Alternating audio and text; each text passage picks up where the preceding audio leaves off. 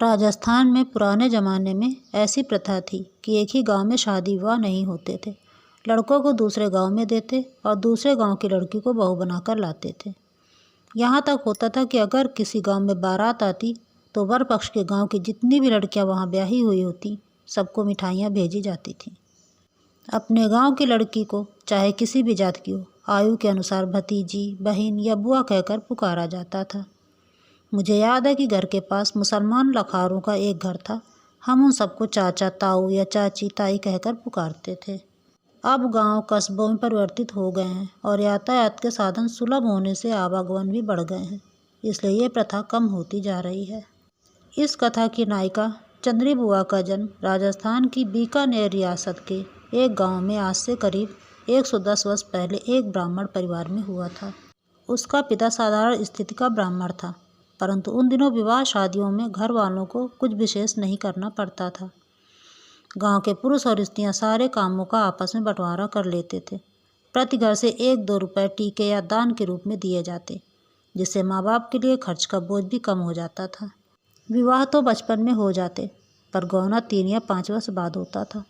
इससे पहले बहू ससुराल नहीं जाती थी।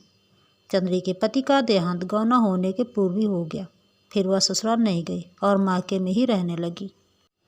पहले तो वह शायद बेटी या बहन के नाम से पुकारी जाती होगी, पर मैंने जब होश संभाला तब तक वह प्रौढ़ा हो चुकी थी और उसे बुआ का पद मिल चुका था।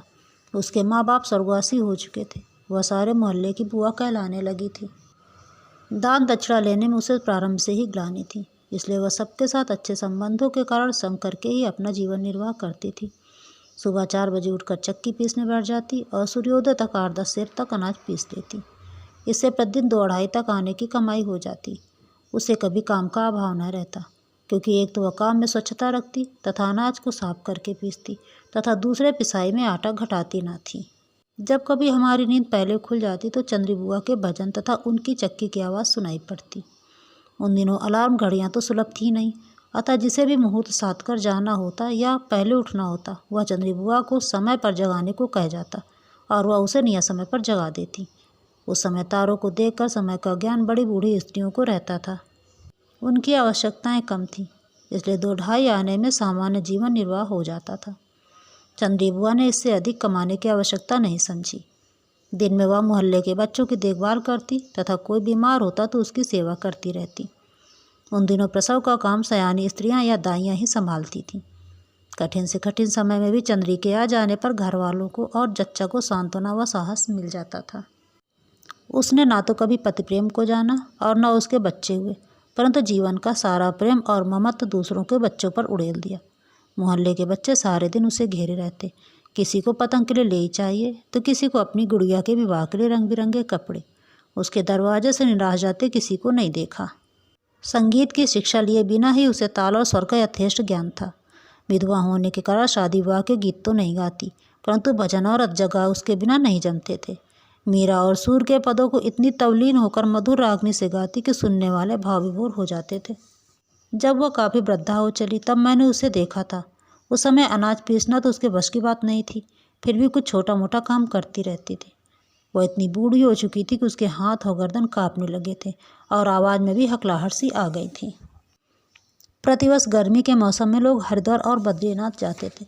चंद्री बुआ से लोगों ने बहुत बार आग्रह किया, परंतु उनका एक ही जवाब होता कि मुझ गरीब और अभागिन के भाग्य में तीर्थ यात्रा कहाँ है, यह सब तो भाग्यशाली लोगों को मिलता है। एक दिन उसने मुझे बुलाया और कहने लगी, आजकल स्वास्थ्य जरा ठीक नहीं रहता, पता नहीं कब शरीर छूट जाए। मेरे मन में अपने ससुराल के गांव में एक कुआं बनाने की साध है। वहाँ एक ही कुआं है, इसलिए गर्मी में गाय और ढोर तो प्यासे रहते ही हैं, मनुष्य को भी पूरा पानी नहीं मिलता। तुम पता लगा कर बताओ कि कुएं पर कितना खर्च बैठेगा। मैं सोचने लगा कि बुढ़ापे में बुआ का दिमाग खराब हो गया है।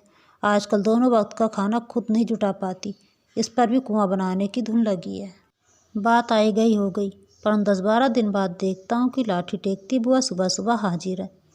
मन में अपने ऊपर ग्लानि और क्षोभ हुआ कि जिसके स्नेह की छाया में बचपन के इतने वर्ष बिताए, जिससे नाना प्रकार के छोटे मोटे काम लिए, बहुत रात तक कहानियाँ सुनी, उसके एक छोटे से काम पर भी मैंने ध्यान नहीं दिया। मैंने कहा, वहाँ पानी बहुत नीचा है, इसलिए कुएं पर 2-2.5 हज़ार खर्च होंगे।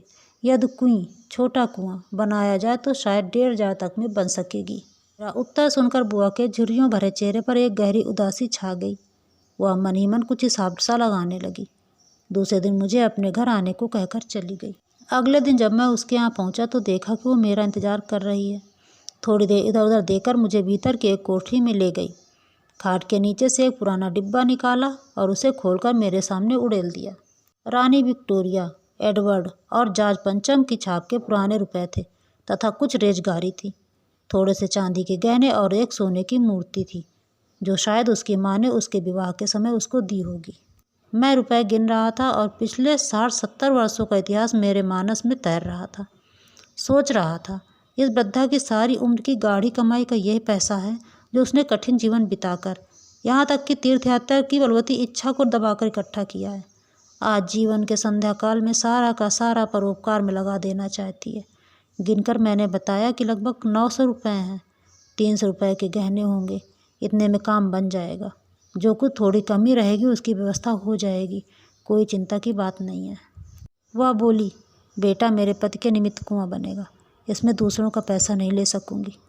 नहीं होगा तो एक मजदूर कम रखकर कुछ काम मैं कर दिया करूंगी। मैंने पूछा, बुआ कुएं पर किसके नाम का पत्थर लगेगा? अपनी धुंधली आंखों को कुछ फैलाने की चेष्टा करते हुए बुआ ने जवाब दिया, नाम की इच्छा से पुण्य घट जाता है, फिर मानुस तो स्वयं क्षणभंगुर है, उसके नाम का मूल्य ही क्या। मुझे इस अनपढ़ वृद्धा के तर्क पर आश्चर्य के साथ श्रद्धा हो रही थी। ये कुआं बनाने के परोपकारी काम के लिए सर्वस्व लगाकर भी ना तो अपना और ना अपने पति के नाम का पत्थर लगाने की इच्छा रखती है, जबकि आज 1 लाख लगाकर 5 लाख की इमारत पर या संस्था पर नाम लगाने की खींचतान धनवान और विद्वानों में लगी रहती है तथा उद्घाटन समारोह किस मंत्री या नेता से कराएं, इस पर भी काफ़ी सोच विचार होता है।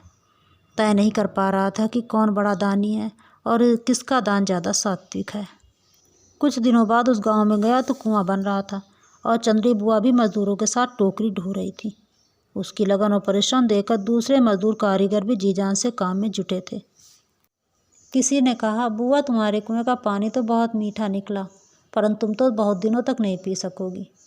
वह बोली, इसमें मेरा क्या है, तुम सब लोगों में रहकर कमाया हुआ पैसा था, वो भले काम में लग गया। दूसरों के कुएं से सारी उम्र पानी पिया है, इसलिए इस छोटे से प्रयत्न के द्वारा मैंने अपना ऋण चुकाने का प्रयास किया है। मेरी आखिरी इच्छा है कि जब मेरे प्राण निकलें तो गंगा जल की जगह इसी कुएं का पानी मेरे मुंह में डालना। कुआं बनकर तैयार हो गया, परंतु बुआ थककर बीमार हो गई। जिस दिन हनुमान जी का जागरण और प्रसाद हुआ वह बेहोश सी थी। जागरण में आसपास से देहात के काफ़ी लोग इकट्ठे थे। भजन कीर्तन चल रहा था। थोड़ी देर बाद वहीं सबके सामने बुआ का देहांत हो गया। आज वो गांव बड़ा हो गया है और दूसरे कुएं भी बन गए हैं, पर चंद्री कुएं के पानी के समान मीठा पानी किसी का भी नहीं है।